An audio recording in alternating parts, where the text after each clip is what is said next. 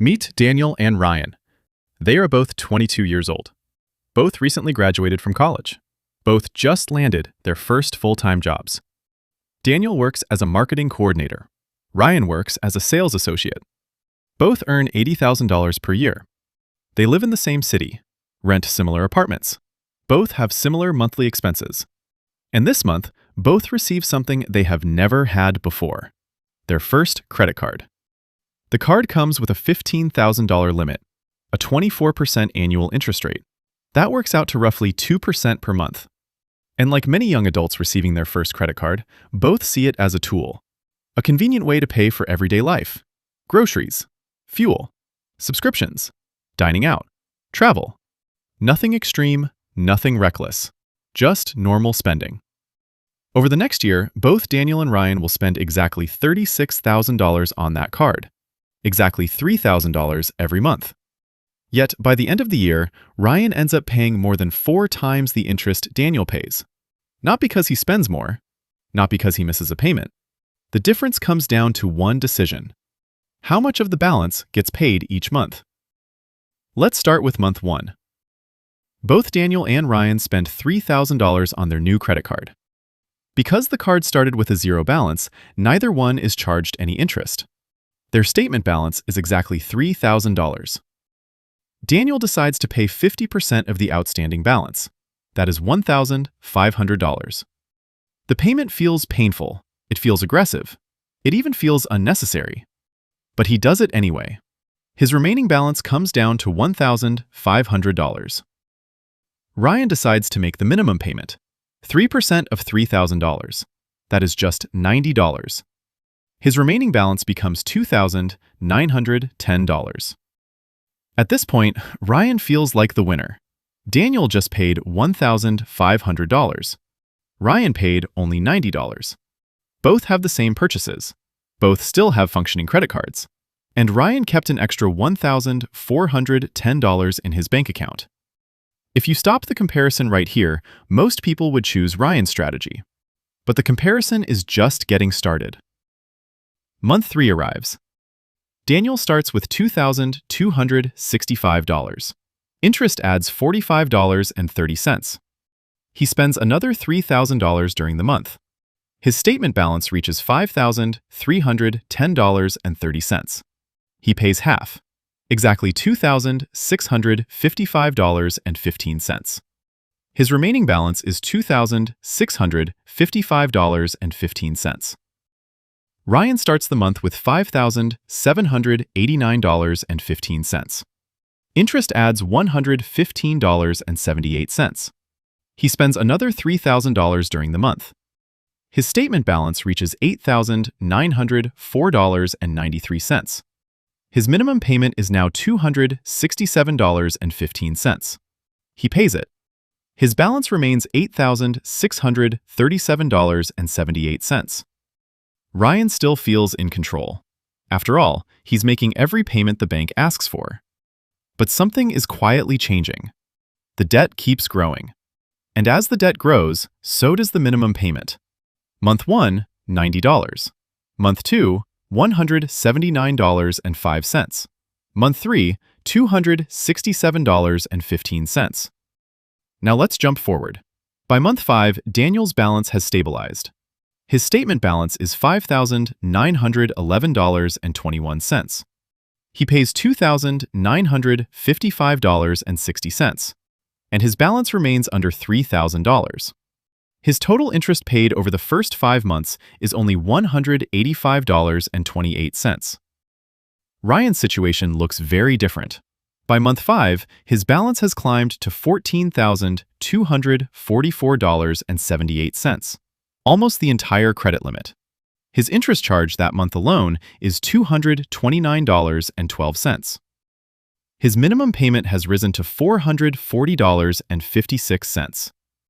And despite making every payment on time, he is now dangerously close to his credit limit.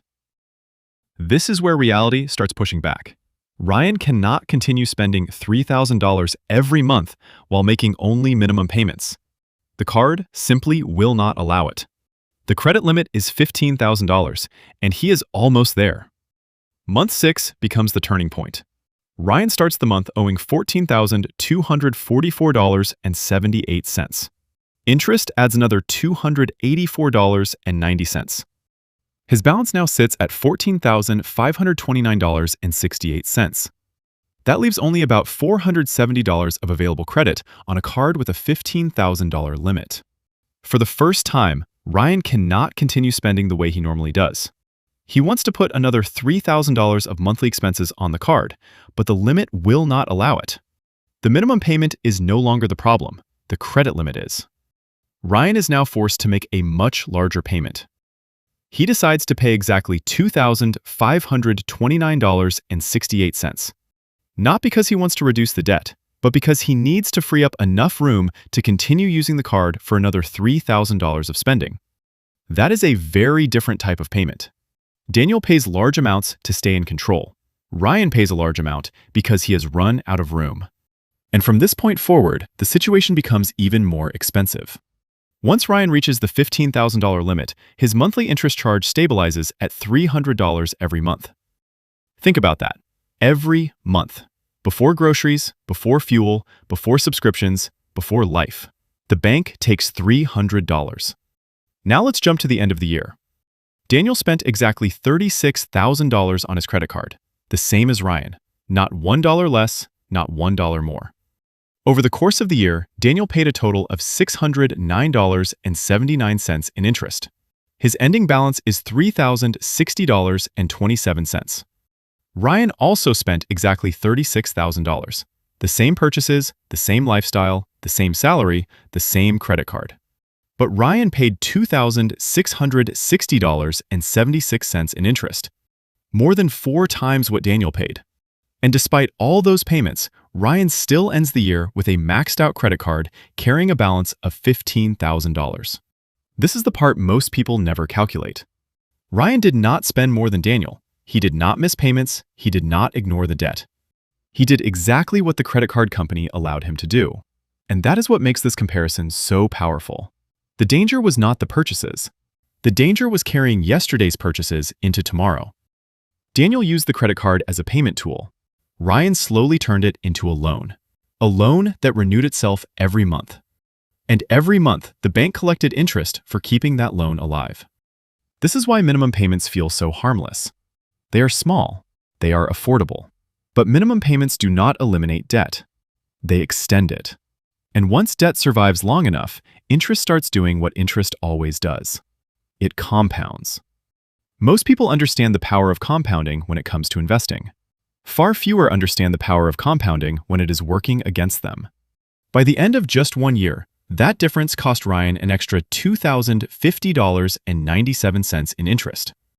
That money is gone forever. It didn't buy a better lifestyle. It didn't buy a larger house. It didn't buy an investment. It simply became revenue for the bank. Millions of people around the world use their credit cards exactly like Ryan. They pay just enough to keep going, just enough to meet the minimum, just enough to free up space for next month's expenses. And they do it for years, without realizing how much money is quietly slipping away every month. Now imagine Ryan took that extra $2,050.97 and invested it. Assuming a 10% annual return, roughly in line with the S&P 500's long-term historical average, that money would grow to approximately $3,303.45 in 5 years. And that's from just 1 year of excess interest. But Ryan isn't paying this extra interest for only 1 year. Many people carry revolving credit card balances for 5 years, 10 years, sometimes even longer, which means the true cost isn't the interest itself, it's the wealth that interest prevented from being created. Every dollar sent to interest is a dollar that never gets the chance to compound. And compounding works whether you're building wealth or building debt. The mathematics doesn't care which side you're on. It quietly rewards one behavior and quietly punishes another, month after month, year after year. And that is the hidden cost of minimum payments.